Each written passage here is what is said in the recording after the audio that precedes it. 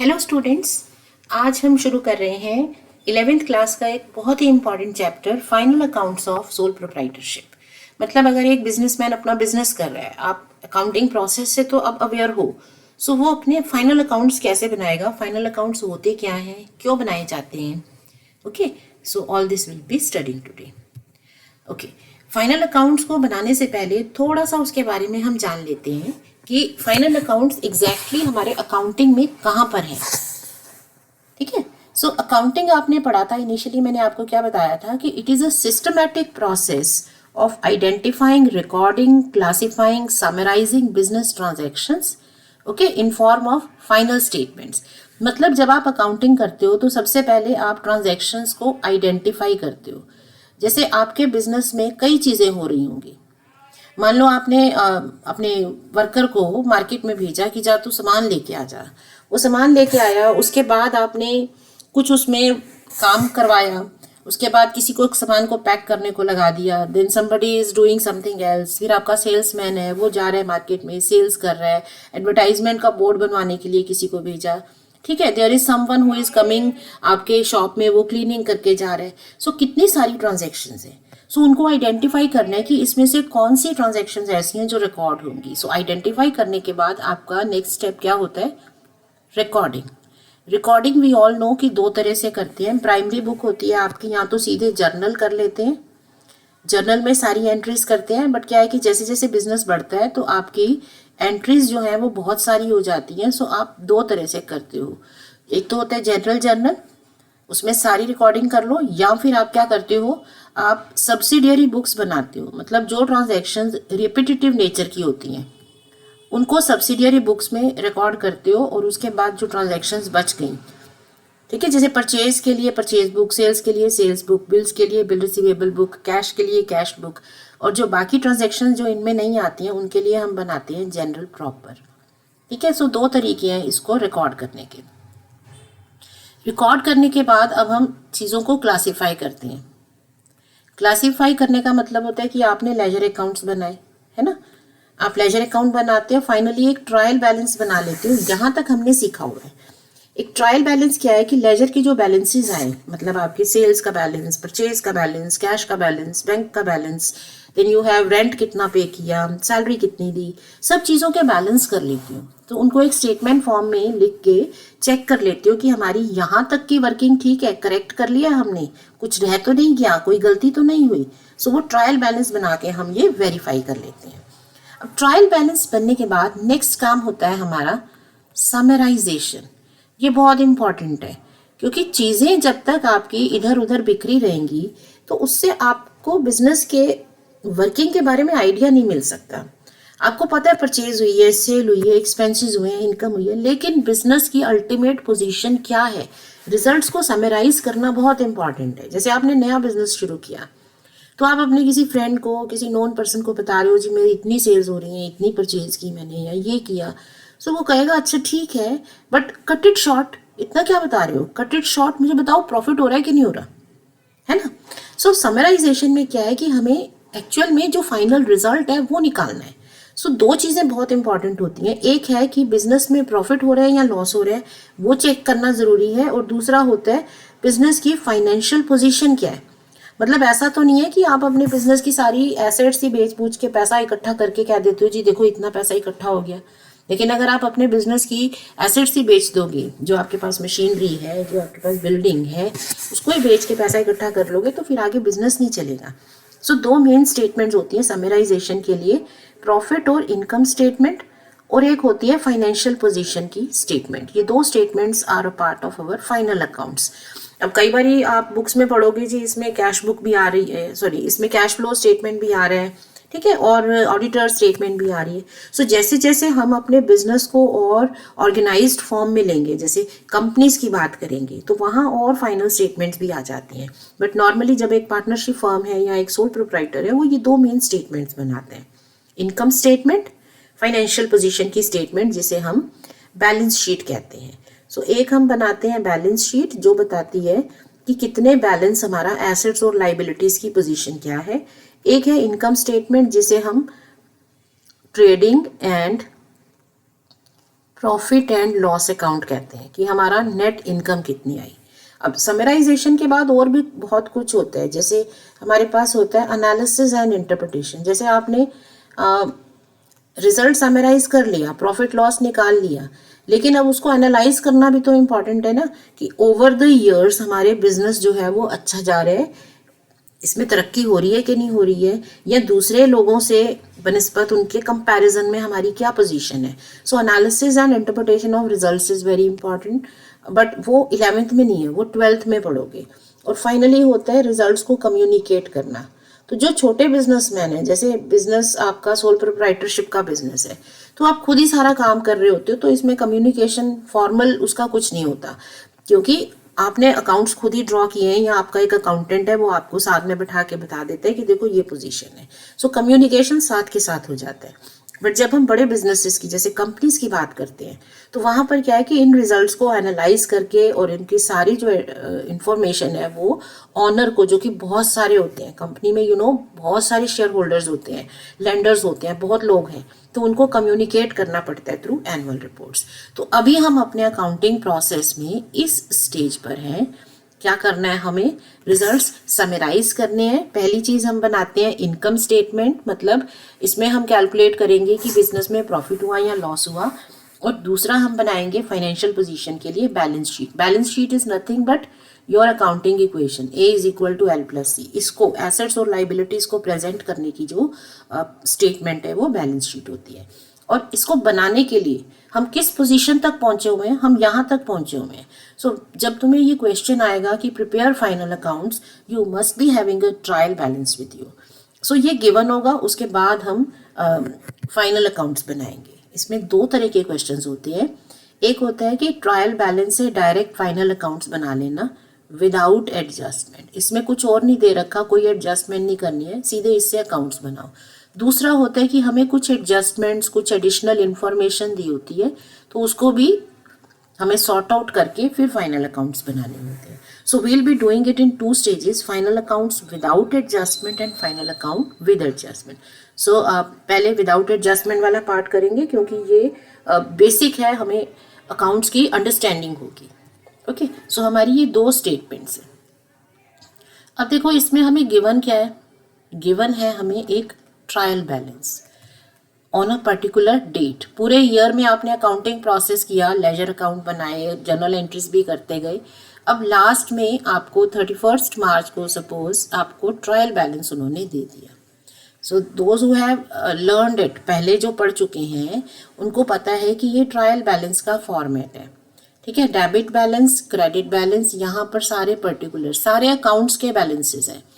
यहाँ पे बिल्डिंग भी होगी, यहाँ पर मशीन्स भी होंगी, you might be having opening stock, यहाँ ओपनिंग स्टॉक गिवन होता है, you might be having purchases, है ना, sales, returns, debtors, creditors, bill receivables, bills payable, cash, ठीक है, लोन ले रखा है, loan, bank balance, bank overdraft, ये सब दे रखा होगा। और एट द एंड क्या होता है, जब आपका अकाउंट्स कंप्लीट होते हैं, आप अपने स्टोर्स में जाके चेक करते हो कि भाई कुछ स्टॉक बच गया है क्या, उसको कैलकुलेट कर लेते हैं। तो जो क्लोजिंग स्टॉक है, जो कि एट द एंड है, वो हमें एडिशनली प्रोवाइड कर देते हैं कि भाई एंड में इतना स्टॉक बच गया। क्योंकि ऐसा तो नहीं होता ना कि जितना स्टॉक खरीदा साथ के साथ सारा बिक जाए और एक पर्टिकुलर डेट को हमारे पास बैलेंस बचे ही ना। सो कुछ बैलेंस हमारे पास हो सकते हैं। ठीक है, ये हमें गिवन है। अब इसके बेसिस पे हमें ये 2 स्टेटमेंट्स बनानी है। थोड़ा सा स्टेटमेंट्स को समझ लेते हैं, then we will solve a question. Question के साथ इसको समझेंगे। अब पहली स्टेटमेंट है trading and profit and loss account. तो ये हम बनाते हैं पूरे ईयर के बैलेंसेस से। इसमें हमें क्या करना है, हमें प्रॉफिट और लॉस कैलकुलेट करना है। प्रॉफिट और लॉस क्या होता है, देखो बिजनेस में हम कई तरह की ट्रांजैक्शंस करते हैं, कुछ उनमें से हमें इनकम देती हैं, कुछ हमें एक्सपेंसेस राइज करते हैं। सो वो हमें इनकम और एक्सपेंसेस को कंपेयर करके हमें निकालना होता है प्रॉफिट और लॉस। जैसे आप बिजनेस है, आप गुड्स को परचेज करते हो सेल करने के लिए, तो परचेज आपका एक्सपेंस हो गया। सेल करते हो, सेल से आपको पैसा मिला, वो इनकम है। Similarly in order to run the business, अगर आप बिजनेस चला रहे हो तो आपको कई और एक्सपेंसेस भी करने होते हैं। जैसे आपके पास यहाँ पे होगा रेंट होगा, सैलरी होगी, रेंट है, सैलरी है, इंटरेस्ट है, ठीक है, टैक्सेस पे कर रहे हो कई तरह के, ऑडिट एक्सपेंसेस हैं बिजनेस में, अगर आपको कुछ अकाउंट्स ऑडिट कराने हैं, आपका टेलीफोन का चार्ज है, ठीक है, आपका स्टेशनरी का एक्सपेंस है। उसके बाद आपके पास मान लो आपके पास पैसा इकट्ठा है, आपने बैंक में रखा हुआ है, तो आपसे बैंक से इंटरेस्ट भी मिल रहा होगा, ये इनकम बन जाएगी। अब पैसा कहीं और इन्वेस्ट कर दिया, या आपके पास मान लो आपने एक बड़ी बिल्डिंग बनाई हुई है, आपने बिल्डिंग खरीदी हुई है, आपको लगता है आपके बिजनेस के लिए ये बिल्डिंग जो है ये ज़्यादा है, आपको एक फ्लोर में काम चल रहा है, ऊपर वाला फ्लोर खाली पड़ा हुआ है, तो वेस्ट क्या करना, उसको रेंट पे दे दो, ठीक है। तो वो बिजनेस की जो एसेट है उससे हमें रेंटल इनकम भी मिल सकती है। ये तब होगा जब आपकी अपनी एसेट है, और रेंट एज एन एक्सपेंस भी हो सकता है। सो डिफरेंट एक्सपेंसेस हैं, इनकम्स हैं। अब उनको कंपेयर करके हमें प्रॉफिट और लॉस कैलकुलेट करना है। ये हम करते हैं 2 स्टेजेस में। पहला पार्ट है ट्रेडिंग अकाउंट, दूसरा पार्ट है profit and loss account. Basically होता क्या है कि जब हम बिजनेस को स्टार्ट करते हैं तो कुछ जो हमारी एक्टिविटीज़ होती हैं वो ट्रेड का पार्ट है। ट्रेड क्या है, हमने परचेज सेल करनी है या हमने कोई सर्विसेज देनी है, तो उस सर्विस को देने के लिए जो चीज़ें हमें चाहिए, जो बेसिक हमारी रिक्वायरमेंट है, वो ट्रेड का पार्ट है, वो ट्रेडिंग अकाउंट का पार्ट है। लेकिन बिजनेस को मेंटेन करने के लिए, मतलब जो इस बिजनेस को, जो मेरा बिजनेस है, मान लो मैं बिजनेस कर रही हूँ क्लॉथ की सील का, मैं कपड़ा खरीदती हूँ होलसेलर से and I sell it off. अब इस बिजनेस को सपोर्ट करने के लिए मुझे कुछ और डिपार्टमेंट चाहिए, जैसे आई नीड अ सेक्रेटरी। मान लो मेरा बिजनेस थोड़ा बड़ा है, मुझे एक सेक्रेटरी चाहिए जो, या मैनेजर चाहिए जो सारी जो मेरी मेल्स हैं या जो मेरे काम है कि अब मुझे चीज़ें खरीदनी है, अब इसको सेल करना है, तो किस तरह से मुझे एडवर्टाइजमेंट करनी है, तो वो मैनेज कर रहा है सारी चीज़ें, ठीक है। तो एक आपके मैनेजर के चार्जेस हो गए। अब मान लो मैंने कपड़ा खरीदा और उसे मैं अपने बिजनेस में लेके आया, now I need to cut it into pieces. मैं पीसेज में भी सेल करता हूँ, मुझे पीसेज में कट करके फिर उसको पैक करके सेल करना है, तो वो भी काम होगा, है ना। अब मान लो आपका रेडीमेड गारमेंट्स का बिजनेस है, आप एक मैन्युफैक्चरर से शर्ट्स खरीदते हो, वो सारा बंडल बना के आपको उसने ये बंडल में सारी शर्ट्स इकट्ठी करके आपको एक दे दी। अब क्या आप ये पूरा बंडल जो है ये अपनी शॉप में रख के सेल कर सकते हो? नहीं। पहले तो आप इसको, जो होलसेलर है उसके पास से आप अपनी शॉप पे लेके आओगे, ठीक है। फिर उसके बाद आप इसकी आयरनिंग करोगे, इसको पैक कराओगे, फिर ये सेल की कंडीशन में आएगा। तो कुछ होता है जो हमारा बिजनेस का डायरेक्ट एक्सपेंस होता है, मतलब वो हमारा जो बिजनेस है, जो हमारा ट्रेडिंग एक्टिविटी है या जो हम सर्विस दे रहे हैं उससे डायरेक्टली रिलेटेड है। और कुछ होते हैं हमारे सपोर्टिंग वर्क। सपोर्टिंग वर्क का मतलब है कि वो डायरेक्ट नहीं दिख रहा, जो मैं गुड्स की सेल कर रहा हूँ वो उसमें नज़र नहीं आ रहा, वो चीज़, वो एक्सपेंसेस उसमें नज़र नहीं आ रहे, लेकिन वो मेरे बिजनेस को सपोर्ट कर रहे हैं। जैसे आपने शॉप रेंट पे ले रखी है, अब वो रेंट आपका सपोर्ट का काम है, वो बिजनेस को सपोर्ट करने के लिए, क्योंकि आप बिना शॉप के तो नहीं बेच रहे हो ना, तो वो आपका सपोर्टिंग है। मान लो बिजनेस में आपने रेंट की जगह सोचा मैं एक शॉप खरीद लेता हूँ, उतना पैसा नहीं है, आपने लोन ले लिया अब वो लोन पे जो इंटरेस्ट दे रहे हो वो सपोर्ट है। तो सपोर्ट में क्या क्या काम आ जाते हैं, उसको ऑफिस या एडमिनिस्ट्रेशन का वर्क कह देते हैं, कि बिजनेस को स्टार्ट करके उसको कंटिन्यू करना है तो उसको सपोर्ट करनी पड़ेगी, ऑफिस बनाना पड़ेगा, कुछ लोग भी काम पे रखे होंगे, ठीक है, वो हो जाएगा। फिर उसके बाद सेल के एक्सपेंसेस हैं, एडवर्टाइजमेंट हो गई, मार्केटिंग एक्सपेंसेस हैं, ठीक है, डिस्ट्रीब्यूशन के एक्सपेंसेस है, गुड्स को भेजना है उनके एक्सपेंसेस हैं। इसके बाद कुछ फाइनेंशियल एक्सपेंसेस हैं, जैसे इंटरेस्ट वगैरह है, डिस्काउंट्स वगैरह हैं। तो ये सारे एक्सपेंसेस जो है सपोर्ट में आते हैं, इनको हम कहते हैं इनडायरेक्ट एक्सपेंस। तो जो हमारे एक्सपेंसेस हैं और कुछ इनकम्स भी, कुछ डायरेक्ट बिजनेस से रिलेटेड होती हैं, कुछ इनडायरेक्ट होती हैं। तो जो डायरेक्ट बिजनेस का पार्ट है उसे हम फर्स्ट पार्ट ट्रेडिंग अकाउंट में लेते हैं, और ये जो इनडायरेक्ट एक्सपेंसेस हैं जिनकी कैटेगरीज क्या है, ऑफिस, सेल, एडवर्टाइजमेंट, फाइनेंशियल, ये सारे इनडायरेक्ट एक्सपेंसेस हमारे सेकेंड पार्ट में आते हैं। अब किसी भी क्वेश्चन में मान लो तुम्हें एक्सपेंसेस दे रखे हैं, you have 20 different kind of expenses, तो उनको आइडेंटिफाई कैसे करोगे कि वो डायरेक्ट है या वो इनडायरेक्ट है। आइडेंटिफाई करने का सिंपल सा तरीका है, आप ये सोचो कि when you look at the goods that you are selling, आप जो गुड्स सेल कर रहे हो तो वो एक्सपेंसेस उन गुड्स में डायरेक्टली दिख रहे हैं। आप उस गुड्स को, अगर आप इमेजिन करते हो कि ये बिजनेस इस चीज़ की सेल कर रहे हैं, तो उस चीज़ में क्या वो एक्सपेंसेस डायरेक्टली दिख रहे हैं? इफ़ दे आर विजिबल तो वो डायरेक्ट है, अगर वो नहीं उसमें दिख रहे हैं तो वो सपोर्ट में है, वो इनडायरेक्ट है। इसका एक और टर्म होती है, वो होती है जैसे जो गुड्स को अगर हम कुछ भी उसमें वर्क करके सेल करते हैं तो उसके लिए हम फैक्ट्री रखते हैं, तो फैक्ट्री एक्सपेंसेस जो है वो ट्रेडिंग का पार्ट है, और जो आपके ऑफिस के एक्सपेंसेस एंड सेलिंग एक्सपेंसेस है वो इनडायरेक्ट एक्सपेंसेस हैं। सो कुछ की टर्म्स होती हैं जो हमें याद रखनी है। डायरेक्ट एक्सपेंसेस हो या फैक्ट्री के एक्सपेंसेस हो तो वो ऊपर वाले पार्ट में आएंगे, मतलब ट्रेडिंग में जाएंगे। इनडायरेक्ट एक्सपेंसेस हैं ऑफिस के, सेल्स के, सपोर्ट के एक्सपेंसेस हैं, फाइनेंस है, ये सारा आपका सेकेंड पार्ट में आएगा, मतलब P&L में जाएगा। सो ऐसे आइडेंटिफाई कर लेते हैं। सो इन एक्सपेंसेस को ध्यान में रखना है। सिमिलरली देयर 2-3 टर्म्स जो हमें याद रखनी है। एक है डायरेक्ट वर्सेस इनडायरेक्ट एक्सपेंस, ठीक है ना। डायरेक्ट जाएगा फर्स्ट पार्ट में, इनडायरेक्ट जाएगा सेकंड में। दूसरा हो गया जो फैक्ट्री एक्सपेंस दे रखा है, अगर कोई एक्सपेंस फैक्ट्री से रिलेटेड है तो वो ट्रेडिंग में जाता है, और कोई एक्सपेंस अगर आपका ऑफिस या सेल्स डिपार्टमेंट मार्केटिंग से रिलेटेड है तो वो P&L में जाता है, ठीक है। सिमिलरली टर्म होती है हमारी वेजेस एंड सैलरीज, ठीक है। अब वेजेस जो है, नॉर्मली वेजेस जो है वो वर्किंग क्लास को दी जाती है। वर्किंग क्लास वो होती है जो आपकी फैक्ट्रीज में काम करती है। सो वेजेस ट्रेडिंग में जाते हैं, सैलरीज P&L में जाती है। अब कई बार हमें क्वेश्चन में क्या दिया होगा, वेजेस अलग दिए, सैलरीज अलग दिए, तो उनको अलग अलग ले जाओ। But if you are given से वेजेस एंड सैलरीज, इकट्ठी इंफॉर्मेशन दे दी, वेजेस एंड सैलरीज 20,000, अब इसे कहाँ लें? तो क्या है कि जो पहले लिखा है ना उसको आपको कंसिडर करना है। सो वेजेस एंड सैलरीज का मतलब वेजेस को कंसिडर करो तो वेजेस एंड डायरेक्ट का पार्ट ट्रेडिंग में जाएंगे। बट अगर इसकी जगह सैलरी एंड वेजेस लिखे तो सैलरी पहले है तो सैलरी है तो P&L में जाएगा, ठीक है। तो वेजेस एंड सैलरीज हो गया। दूसरा है पावर और इलेक्ट्रिसिटी। जो इलेक्ट्रिसिटी टर्म होती है ना, ये हम नॉर्मल जो हमारा लोड होता है ना, हाउस होल्ड लोड होता है बिजली का, इलेक्ट्रिसिटी का, उसके लिए यूज होता है। बट पावर का मतलब होता है कि हमें ज़्यादा पावर चाहिए, मतलब हाई वोल्टेज की इलेक्ट्रिसिटी चाहिए। बट हाई वोल्टेज की इलेक्ट्रिसिटी तो नॉर्मल शॉप्स में नहीं होती। कहाँ होती है ये होती है फैक्ट्रीज में। So power and electricity, although ये दोनों ही ये इलेक्ट्रिसिटी से रिलेटेड टर्म्स है, बट पावर जो है ये फैक्ट्री में यूज होती है तो वो ट्रेडिंग अकाउंट मतलब फर्स्ट पार्ट में जाएगी, इलेक्ट्रिसिटी जाएगी सेकेंड पार्ट में, ठीक है। सो ये याद रखना है। इसके अलावा एक होते हैं inward expenses. Inward simple term पे मत जाना, इनवर्ड एक्सपेंसेस। और कुछ एक्सपेंसेस के साथ लिखा होता है आउटवर्ड एक्सपेंसेस। इनवर्ड का मतलब है इन, मतलब कोई ऐसा एक्सपेंस जो किसी चीज को इन बिजनेस में लाने के लिए, ये मान लो आपका बिजनेस है। So if you are incurring any expense to bring something into your business, वो होगा इनवर्ड एक्सपेंस।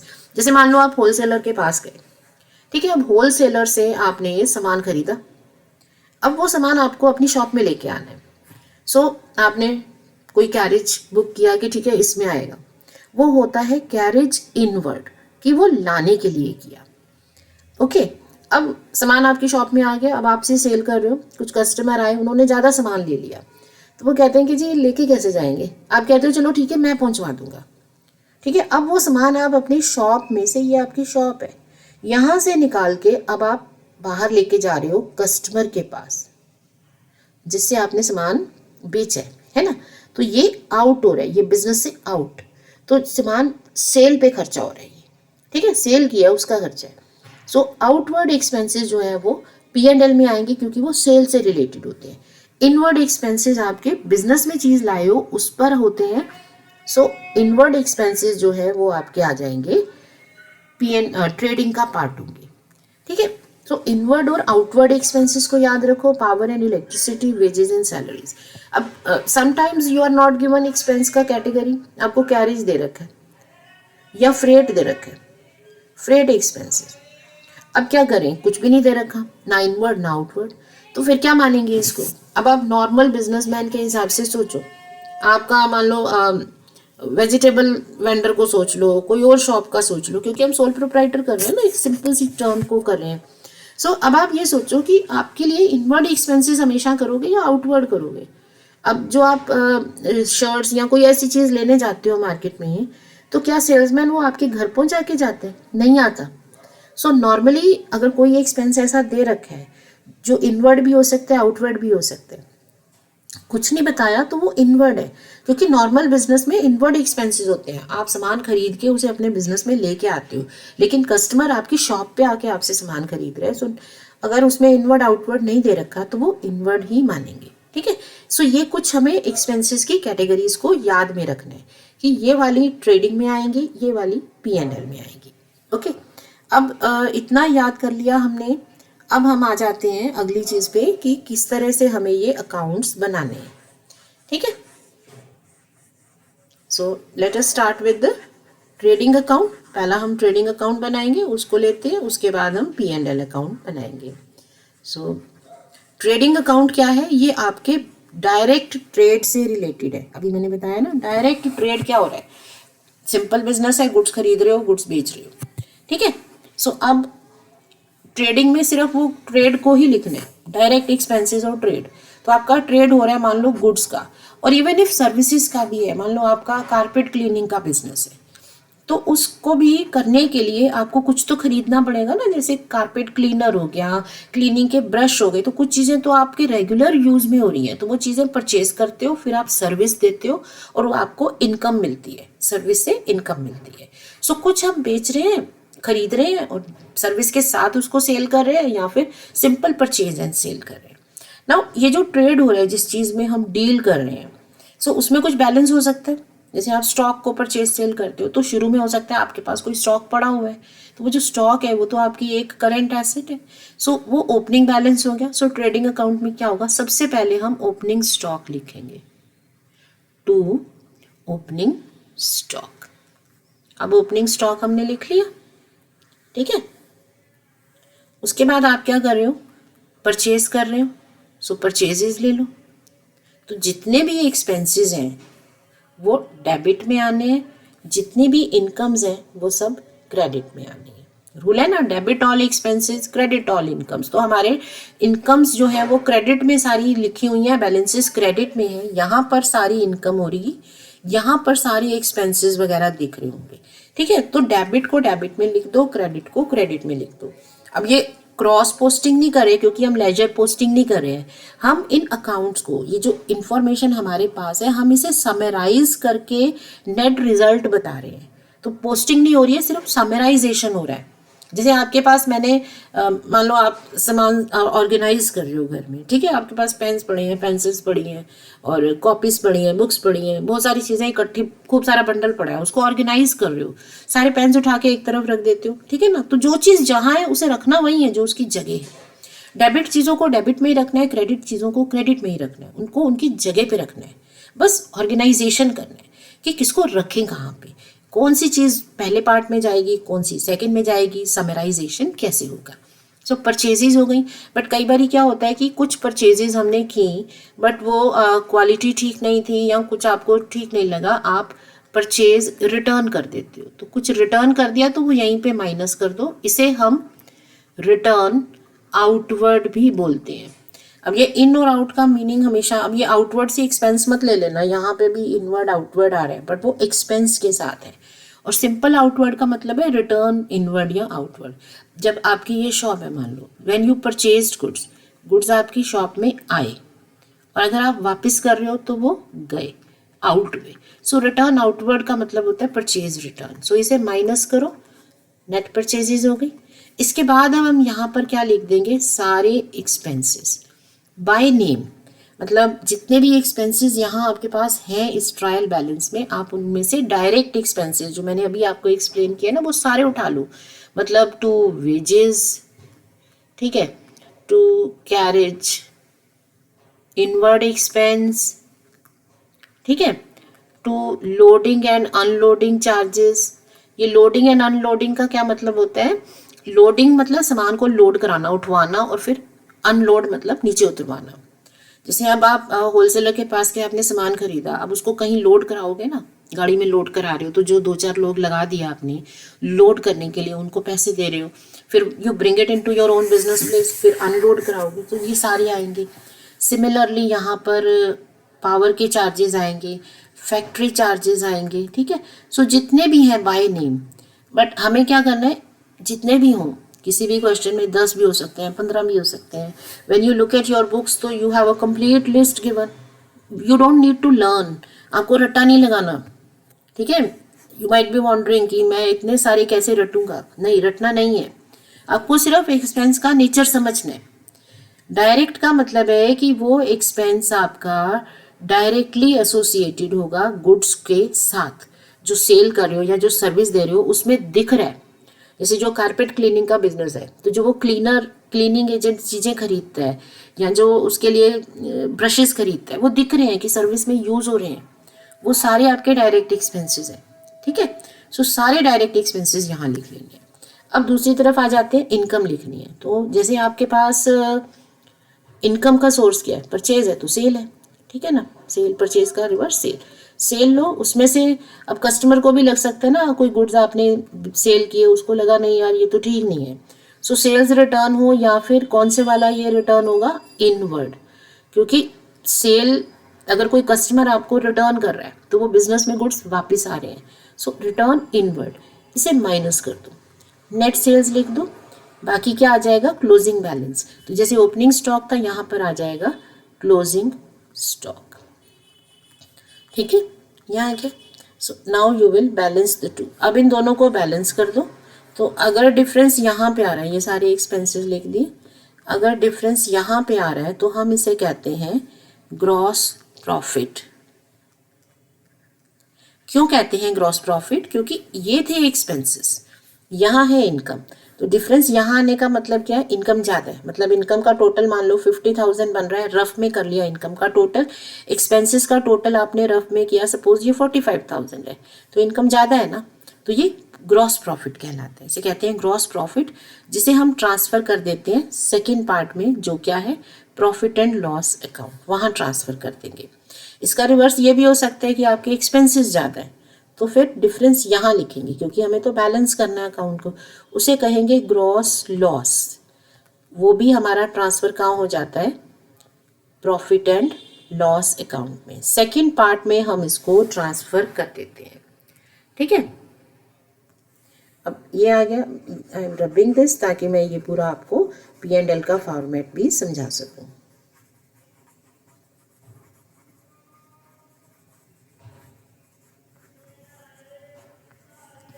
अच्छा, अब है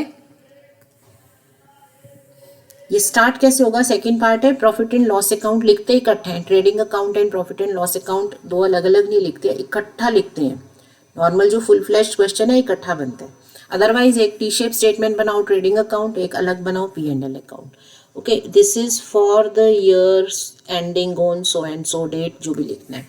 अच्छा, अब ये इसका स्टार्टिंग पॉइंट क्या है, बिकॉज ये स्टार्ट हुआ है ग्रॉस प्रॉफिट से, वो यहाँ आया, अब हमें नेट प्रॉफिट कैलकुलेट करना है, सो इसे क्रॉस पोस्ट कर दो, डेबिट से क्रेडिट में, by gross profit transferred from trading account, ठीक है, ये ट्रांसफर हो गया, यहाँ पे लॉस है तो वो इस तरफ ट्रांसफर हो जाएगा, इसे लिख देंगे to gross loss transferred from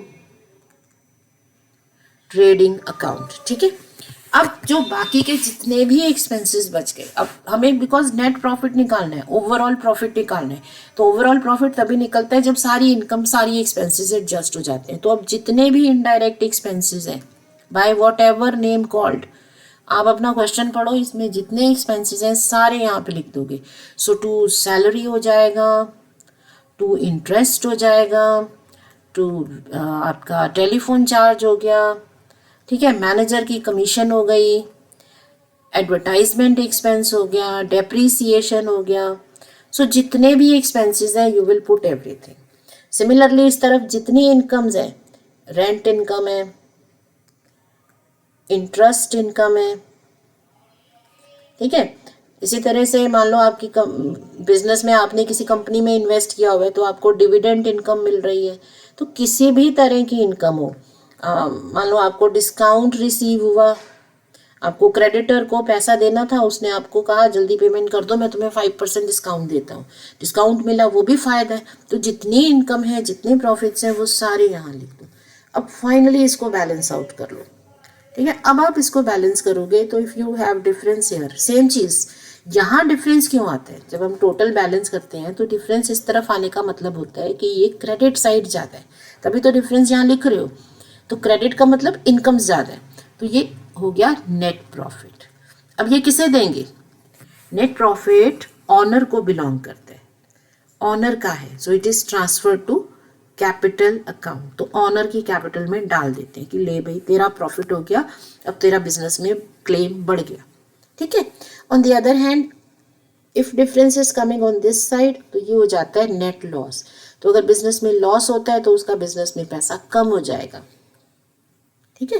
तो ये आ गया हमारे पास। ओके, सो आई होप आपको ट्रेडिंग एंड P&L अकाउंट यहाँ तक समझ में आ गया है। ओके, सो ये हो गया हमारा। बहुत आसान है बनाना, सिर्फ एक ही चीज़ ध्यान रखनी है कि ये हमारी इनकम और एक्सपेंसेस को मैच कर रहा है। ये सारी एक्सपेंसेस हैं, यहाँ सारी इनकम्स हैं। दो पार्ट्स में करते हैं, ट्रेडिंग प्रॉफिट और trading account, P&L account. Next हमारा जो फाइनल स्टेटमेंट होती है वो है बैलेंस शीट। अब balance sheet is a statement of balances on a particular date. So balance sheet as on से 31 मार्च, जो भी डेट दे रखी है, ठीक है। सो बैलेंस शीट क्या है? It is a statement of assets and liabilities. तो इसमें हमें एक तरफ एसेट्स लिखनी होती हैं, दूसरी तरफ हम लाइबिलिटीज़ लिखते हैं, लाइबिलिटीज़ प्लस कैपिटल ये लिखते हैं, ठीक है। ये आता है इसमें। सो आप अपने यहाँ से, आप देखो जब ट्रायल बैलेंस आपके पास था, इसमें से सारी इनकम और एक्सपेंसेस तो यहाँ चले गए, ये सब शिफ्ट हो गए। बचा क्या? सिर्फ आपका ये भी गया, ये भी गया, ये भी गया। बचा क्या? यहाँ पर बच गई assets, liabilities and capital. So एक हमारी अकाउंटिंग इक्वेशन है, is equal to L + C, उसको यूज़ करो और ये बैलेंस शीट ड्रॉ कर लो। अब यहाँ पर ये बैलेंस शीट में जो, बिकॉज अकाउंट्स हमारा जो है वो कस्टम से चल रहा है कि ट्रेडिशनली जिस तरह बनते आ रहे हैं वैसे ही बनाते हैं। सो इसमें डेबिट साइड में, लेफ्ट साइड में लाइबिलिटीज़ लिखते हैं, राइट साइड में एसेट्स लिखते हैं। सो बैलेंस शीट में यहाँ सारी लाइबिलिटीज़, तो सब फर्स्ट एंड फॉरमोस्ट होती है ऑनर की तरफ। ऑनर को कितना देना है तो उसकी कैपिटल। अब इसमें ऐड कर लो नेट प्रॉफिट अगर उसको मिले, और लॉस है तो माइनस कर दो। इसके अलावा अगर उसने बिजनेस में से कुछ ड्राइंग की हुई है, जैसे कई बार ड्राइंग बाय नेम दी होती है, ड्राइंग लिख दिया। इसके अलावा क्या है, उसके पर्सनल एक्सपेंसेस दिए हुए हैं, तो वो भी ड्राइंग है, वो बिजनेस में मत लिख देना। हमने अकाउंट्स में सबसे पहले जो प्रिंसिपल पढ़ा था वो था सेपरेट एंटिटी कॉन्सेप्ट। सो ऑनर अगर कुछ पे कर रहा है अपने पर्सनल लेवल पे बिजनेस में से, तो वो उसकी ड्राइंग का पार्ट होगा, इनकम एंड एक्सपेंस का नहीं, ठीक है। ड्राइंग हो जाएगी माइनस, लॉस हो जाएगा माइनस, प्रॉफिट हो जाएगा प्लस, तो ये उसकी कैपिटल आ गई। अब जितनी लाइबिलिटीज और बच गई, जैसे बिल्स पेबल है, क्रेडिटर्स है, ठीक है, लोन है, तो ये सब इसमें लिख दो, एक एक करके सारी लाइबिलिटीज यहाँ लिख दो। दूसरी तरफ सारी एसेट्स लिख दो। Now you will be having various assets, जैसे एसेट्स हैं आपकी बिल्डिंग है, मशीन है, डेटर्स है, कैश है, स्टॉक है, ये क्लोजिंग स्टॉक भी दे रखा है ना, ये भी एसेट है। अब क्योंकि ये सारी एसेट्स हैं, तो जब हम एसेट्स यहाँ लिखते हैं, दो तरीके होते हैं लिखने के।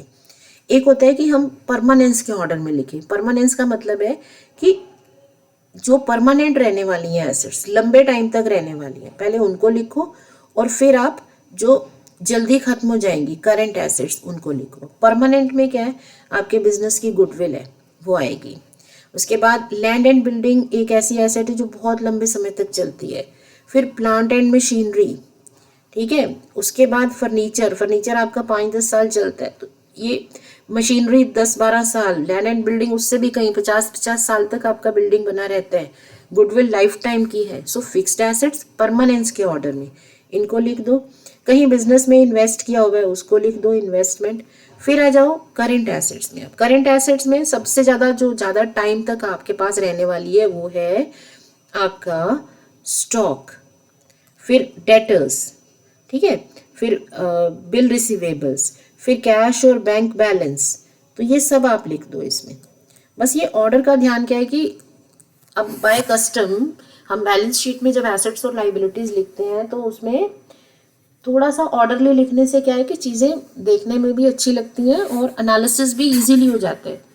आपको ढूंढना नहीं पड़ता चीज़ों को, आपको दिख रहा है कि जी ये सारी हमारी लॉन्ग टर्म की एसेट्स हैं, ये बात की है, ये मेरा लॉन्ग टर्म लाइबिलिटी है, क्रेडिटर्स बिल्स पेबल मेरी शॉर्ट टर्म लाइबिलिटी है, तो वो क्लियरली विजिबल होता है। दिस इज वन वे आप इसे बैलेंस शीट को बनाते हो, तो एसेट्स और लाइबिलिटीज को ही लिखना है। ये परमानेंस के ऑर्डर में है कि जो जितनी परमानेंट है वो पहले लिख दो। दूसरा ऑर्डर होता है लिक्विडिटी। लिक्विडिटी मतलब जितनी कैश में जल्दी कन्वर्ट हो सकती है, जो जितनी जल्दी कन्वर्ट होगी उसको पहले लिखेंगे, तो वो इसका रिवर्स है। आप फिर करंट एसेट से शुरू करोगे, बिल्कुल पलट दो, पहले कैश लिखो, फिर बिल रिसीवेबल, फिर डेटर्स, फिर स्टॉक, फिर इन्वेस्टमेंट, फिर फिक्स्ड एसेट्स में ये सब आ जाएंगे, फिर फर्नीचर, फिर plant and machinery, land and building और गुडविल। तो किसी भी तरह से लिख सकते हैं, ठीक है। So this is how we frame it. Now when you look at your questions, आप अपनी जब बुक में इसके फॉर्मेट देखते हो, आपको बहुत बड़े बड़े फॉर्मेट्स दे रखे हैं। उनको again I am saying you, उनको रटने की ज़रूरत नहीं है, क्योंकि you might be having 30 things given. आपके ट्रेडिंग अकाउंट में ना, if you read it from your books, 30 चीज़ें हैं, अब कितनी याद कर लोगे? कोई ज़रूरत नहीं है, क्योंकि आपके क्वेश्चन में 30 नहीं आने वाली। सो आपको क्या करना है, अंडरस्टैंडिंग रखनी है कि क्या चीज़ पहले जाएगी, क्या चीज़ बाद में जाएगी, ठीक है। अब यहाँ पर एक और चीज़ ध्यान रखो कि ये जितनी भी आपकी ट्रायल बैलेंस की इंफॉर्मेशन है, it will go at one place only.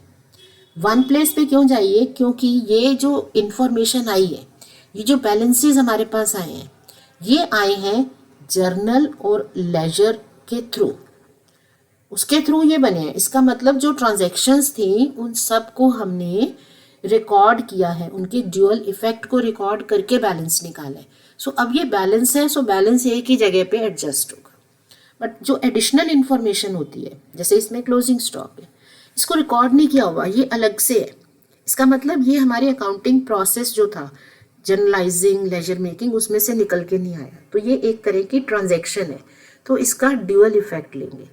अब क्लोजिंग स्टॉक का डुअल इफेक्ट क्या होता है कि नंबर 1, ये तो स्टॉक का बैलेंस है, तो ये आपके ट्रेडिंग अकाउंट में आता है, ठीक है। बैलेंस है ना, जैसे ओपनिंग बैलेंस है, क्लोजिंग बैलेंस है, इस अकाउंट का एक बैलेंस होता है। इनकम स्टेटमेंट जो है ये पूरे ईयर के लिए होती है, ईयरली प्रॉफिट निकालती है। सो ये ओपनिंग और क्लोजिंग बैलेंस होते हैं इसमें स्टॉक के। और सेकेंडली जो स्टॉक है वो आपकी एसेट भी है, तो वो यहाँ एसेट में भी आता है, क्लोजिंग स्टॉक में, ठीक है। अब इसको समझते हैं एक प्रैक्टिकल क्वेश्चन से, साथ साथ करेंगे, ठीक है। अब ये देखो, ये हमारा फॉर्मेट है, ये मैंने छोटा सा फॉर्मेट बनाया है जस्ट फॉर दी अंडरस्टैंडिंग की, वहाँ मैंने हैंड रिटन किया था, तो कई बार लिखने में समझ में नहीं आता, ठीक है। सो ये तुम्हारा ट्रेडिंग अकाउंट है, पूरे ईयर का प्रॉफिट लॉस बताता है। So you start with the opening balance, उसे ओपनिंग स्टॉक कहते हैं। फिर परचेजेस, सारे डायरेक्ट एक्सपेंसेस, इस तरफ हमारी इनकम है, sales, closing stock, closing balance, और बाकी प्रॉफिट और लॉस। लॉस इधर पोस्टिंग हो जाएगी, क्योंकि अब ये 2 अकाउंट्स है, इधर से लॉस इधर पोस्ट होगा। ग्रॉस प्रॉफिट है तो डेबिट से क्रेडिट में पोस्ट हो जाएगा। अब सारी इनकम यहाँ लिख दो, सारे एक्सपेंसेस यहाँ लिख दो, ठीक है। अब कई बार क्वेश्चन में क्या है कि हमें सेम टर्म है, यू विल बी सेइंग कि भैया यहाँ भी रेंट है और यहाँ पे भी रेंट है, ओके। यहाँ पे हमारे पास है डिस्काउंट, यहाँ भी डिस्काउंट हो सकता है, यहाँ भी कमीशन हो सकती है, यहाँ भी कमीशन हो सकती है। तो कैसे पता चलेगा कि एक्सपेंस कौन सा है, इनकम कौन सी है? तो एक्सपेंसेस के होते हैं डेबिट बैलेंसेस, इनकम्स के होते हैं क्रेडिट बैलेंस, बिकॉज रूल है ना, debit all expenses, credit all incomes. तो एक्सपेंसेस के डेबिट बैलेंस होते हैं, इनकम के क्रेडिट बैलेंस होते हैं। सो जब बैलेंस दे रखे हैं, आप डेबिट क्रेडिट से चेक कर सकते हो। डेबिट बैलेंस मतलब एक्सपेंस, क्रेडिट बैलेंस मतलब इनकम, ठीक है। तो बहुत लॉजिकल है, ओके। इससे नेट प्रॉफिट आ जाएगा जो ऑनर को दे दोगे, प्रॉफिट आए या लॉस आए, ऑनर को मिल जाएगा। अब हम बैलेंस शीट बनाएंगे, तो ये मैंने परमानेंस के ऑर्डर में लिखी है। लिक्विडिटी का ऑर्डर अगर लेना है तो उसमें क्या होगा, इसको just take this balance sheet and reverse it, सारी चीज़ें रिवर्स कर दो, मतलब लास्ट से शुरू हो जाओ और इसे लिखना शुरू कर दो, ओके। अगेन ये भी थोड़ा सा मैंने जो फॉर्मेट लिखा है ये जस्ट फॉर द अंडरस्टैंडिंग है, ओके। अब ये जैसे question, given is the trial balance of Sahara limited, prepare trading and P&L account on 31 मार्च, ठीक है। अब जो ये हमें बनाना है तो कैसे बनेगा, फॉर्मेट हमें पता है। अब क्या करें, trading and P&L account for the year ended 31 मार्च 2021, ये लिखना पड़ता है पूरा, ठीक है। नाउ ये मेरा फॉर्मेट हो गया है ना, थोड़ा और बड़ा कर लेती हूँ, अच्छे से लिखेंगे।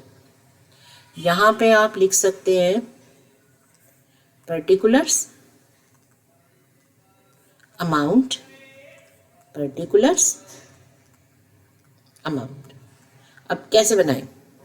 ऑल्दो मैं एक डिटेल्ड भी इसमें आपको लूँगी क्वेश्चन, ठीक है, जिसमें मैं I explain you as eight.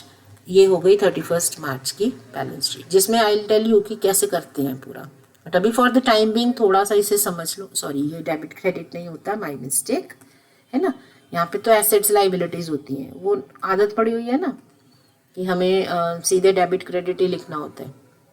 जैसे ही टी शेप बनाई, डेबिट क्रेडिट कर लिया। तो ये हो गया लाइबिलिटी साइड। तो फॉर्मेट बना लो इसमें, ठीक है। सबसे पहले अब क्या है कि अगर आप इसे बना रहे हो, मान लो मैं ट्रेडिंग अकाउंट से शुरू करती हूँ, मुझे फॉर्मेट, अब मुझे रटना है फॉर्मेट कहाँ था भाई, इसको लो। उसके बाद आई विल फिर मैं चीज़ें यहाँ से पढ़ पढ़ के ढूंढूंगी और फिर इसमें लिखती जाऊंगी, उसमें बहुत टाइम लगेगा, ठीक है। सो उसकी ज़रूरत नहीं है। हमें क्या करना है, हमें फॉर्मेट बना लेना है। Now we will pick up the things rather than कि मैं एक फॉर्मेट में आने वाली चीज़ों को सोचूं और फिर उसे यहाँ से उठाऊं and then put it here. मैं ये क्वेश्चन पढ़ती हूँ और उसे साथ साथ ही यहाँ फीड करना शुरू कर देती हूँ। ओके, अब पहला पार्ट, पहली चीज़ क्या है, प्लांट एंड मशीनरी।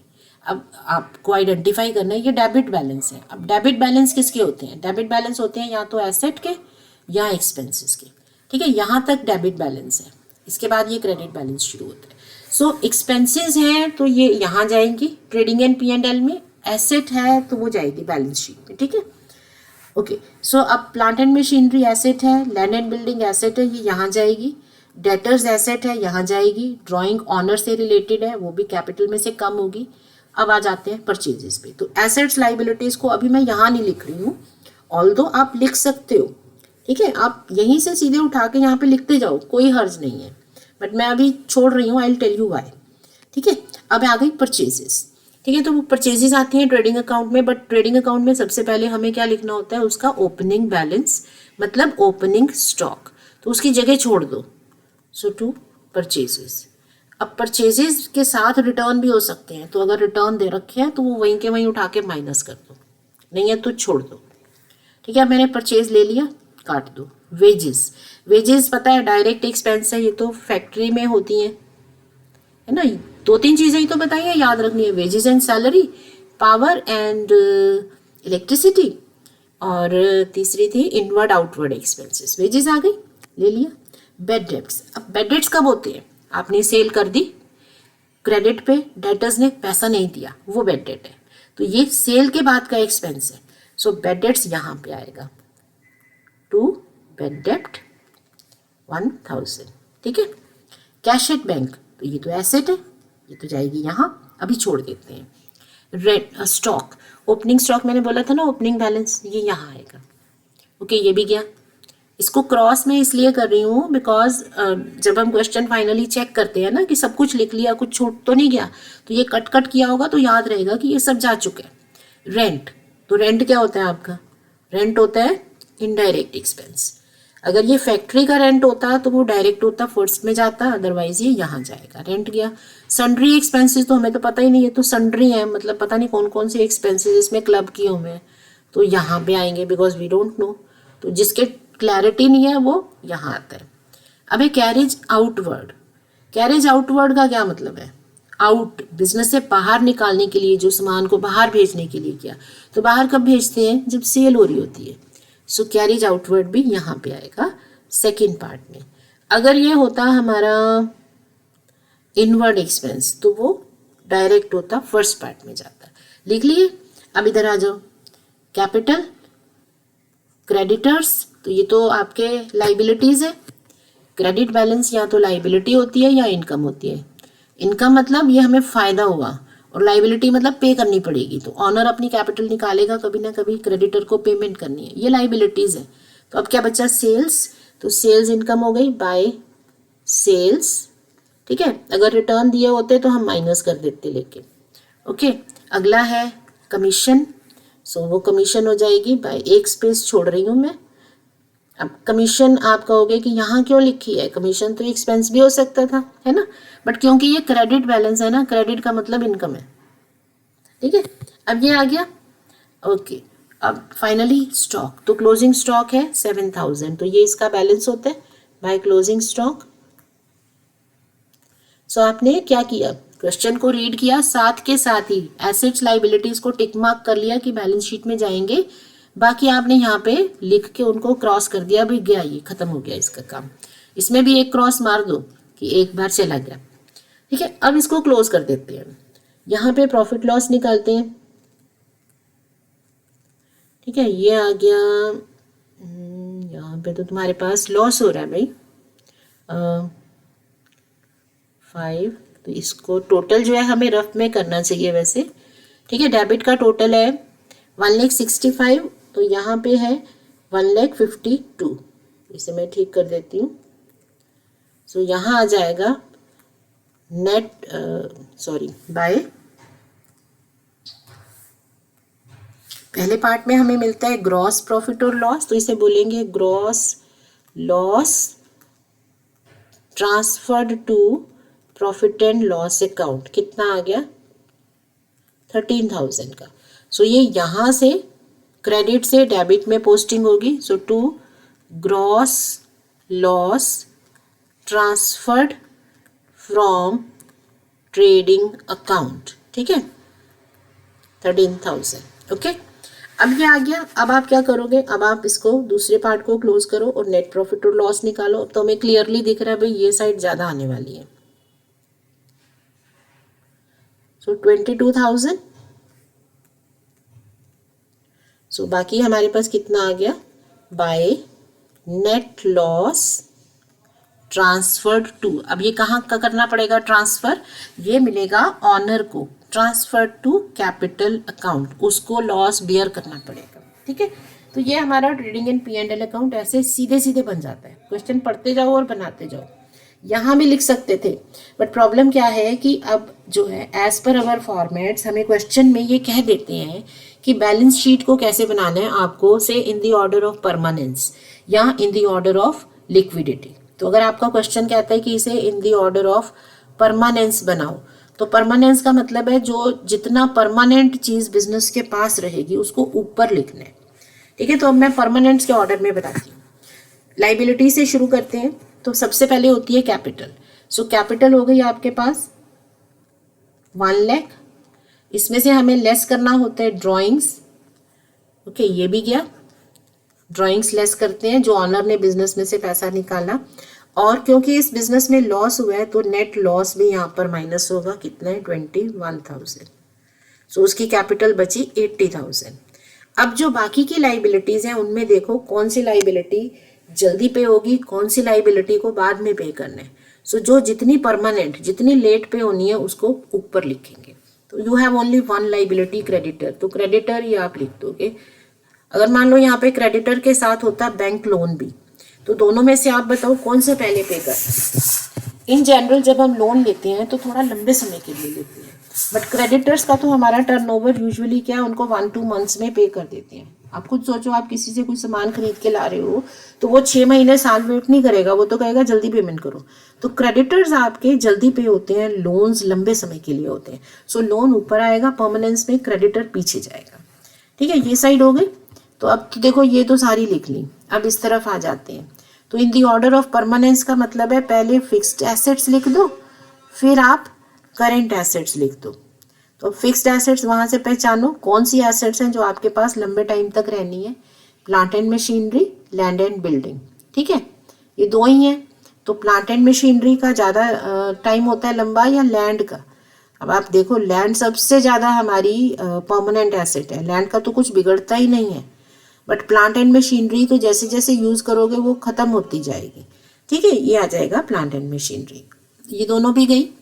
अब करेंट एसेट्स में क्या बचा, डेटर, बैंक एंड स्टॉक। तो डेटर्स जो है बैंक है और स्टॉक है, तो स्टॉक फिर डेटर्स फिर बैंक, क्योंकि स्टॉक जो एक बार खरीदते हो उसको बेचने में आपको टाइम लग सकता है। डेटर्स को आप कम टाइम देते हो कि तुम्हें आज सेल किया, मुझे 15 डेज का टाइम दे दोगे, 1 मंथ का टाइम दे दोगे, बट वो जल्दी करते हैं आप कि फटाफट पेमेंट करो मेरी। और बैंक में तो कुछ करना ही नहीं है, वो तो सबसे जल्दी निकलेगा, कुछ भी पे करना है सीधे बैंक निकलेगा, आपका पैसा जाएगा, है ना। सो ये सबसे कम परमानेंट चीज़ है, हर बार ये निकलेगी आपके बिजनेस में से, ठीक है। सो ये हमने इस तरह से लिख दिया। तो इनिशियली क्या था, जब ज़्यादा कुछ कहा नहीं जाता था ना, तो हम सीधे उठा के ये भी यहीं लिखते जाते थे। बट अब क्या है कि क्योंकि हमें बैलेंस शीट एक पर्टिकुलर ऑर्डर में बनानी है, तो हम बैलेंस शीट की चीज़ें वहाँ पर टिक मार्क करके उनको बाद में नोट कर लेते हैं, ठीक है। अब ये आप यू कैन लुक हियर, सारी चीज़ें जो है हमने जैसे जैसे लिखी हैं काटते जाओ, ये सब यूज़ हो गया। स्टॉक भी हमने 2 बार लिख लिया, ठीक है। सो ये हमारा डन है। अब इसको टोटल कर दो, इट शुड मैच। अगर आप साथ के साथ कर रहे हो ना, तो हो ही नहीं सकता कि आपकी बैलेंस शीट या इसमें कोई मिस्टेक आए। चलो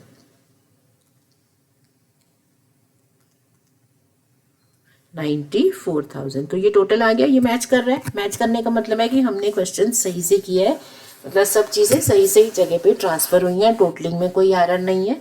सो it is done now. So इस तरह से हम ट्रेडिंग एंड P&L अकाउंट और बैलेंस शीट बनाते हैं फॉर्मेट में। अब देखो यहाँ पर when you are looking at this question, मैंने ये फॉर्मेट में ये इतनी स्पेस छोड़ी थी, है ना, ठीक है ना। अब क्या हुआ कि ये थोड़ी स्पेस एक्स्ट्रा बच गई, तो ये कई बारी जो है हमारे क्वेश्चन, जो हमारा एग्जामिनर है, तो उसको थोड़ा ऑड लगता है कि इतनी जगह क्यों छोड़ी हुई है। सो ये कैसे हम मैनेज करते हैं, स्पेसिंग कैसे मैनेज करते हैं, और एक क्वेश्चन को, फुल फ्लेश्ड क्वेश्चन को और इजी वे में कैसे करते हैं, क्या करें कि हमारा क्वेश्चन हाथ के हाथ साथ के साथ होता जाए। तो ये जो है, ये ट्रिक आपको मैं नेक्स्ट टाइम वीडियो में सिखाऊंगी कि किस तरह से हम एक प्रैक्टिकल क्वेश्चन को और इजी तरीके से सॉल्व कर सकते हैं। बट राइट नाउ हमारा पर्पस था टू अंडरस्टैंड कि ट्रेडिंग एंड P&L अकाउंट क्या होता है, बैलेंस शीट कैसे बनाई जाती है। Now I am giving you complete format, एक पूरी लिस्ट वाला फॉर्मेट दिखाती हूँ। देखो ये है तुम्हारा ट्रेडिंग अकाउंट, देख रहे हो कितने एक्सपेंसेस हैं, wages and salary, manufacturing expenses, productive expenses, direct expenses, carriage inward, carriage on purchase, gas, freight, factory expenses, dock charges, import duty, royalty, ये इतने सारे एक्सपेंसेस हैं, ठीक है। सो अब इसको देख कर डरने की ज़रूरत नहीं है, लिस्ट नहीं याद करनी है हमें, क्योंकि किसी भी क्वेश्चन में इतने सारे नहीं आएंगे, आपको सिर्फ नेचर याद रखना है। आप एक्सपेंस को मीनिंग समझो और सोचो कि ये एक्सपेंस मेरा गुड्स को या सर्विसेज को देने में, उनको बिजनेस की प्लेस तक लाने में, ठीक है, आप उसे अपनी बिजनेस की प्लेस तक लेके आ रहे हो और उनको सेल की फॉर्म में ला रहे हो, सेलेबल फॉर्म में लेके आने में।